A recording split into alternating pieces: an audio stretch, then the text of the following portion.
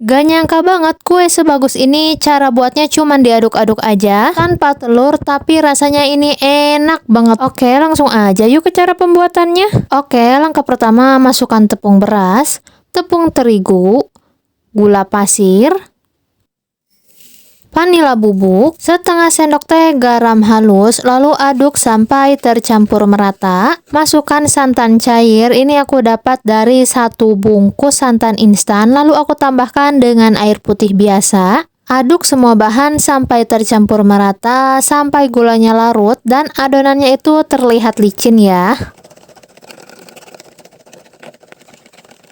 Nah, ini untuk adonannya sudah pas, sudah terlihat licin, tidak ada bahan yang menggumpal.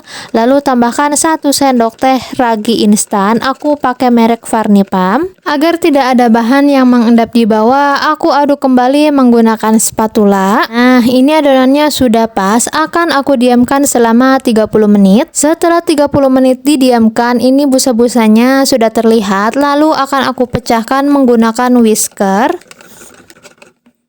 Oke, lanjut untuk pewarnanya, aku menambahkan pewarna rasa taro atau warna ungu. Aduk kembali sampai pewarnanya itu tercampur merata menggunakan whisker.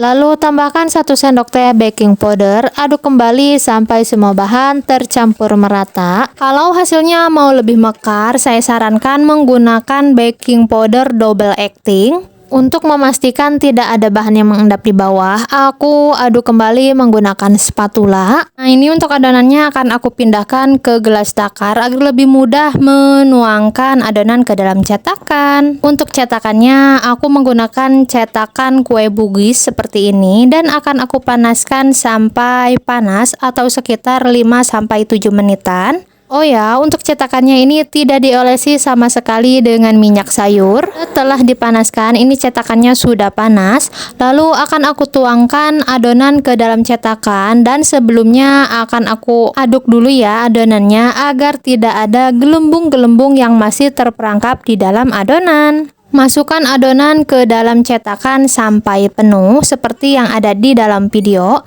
Lalu kukus adonan selama 25 menit menggunakan api besar ya.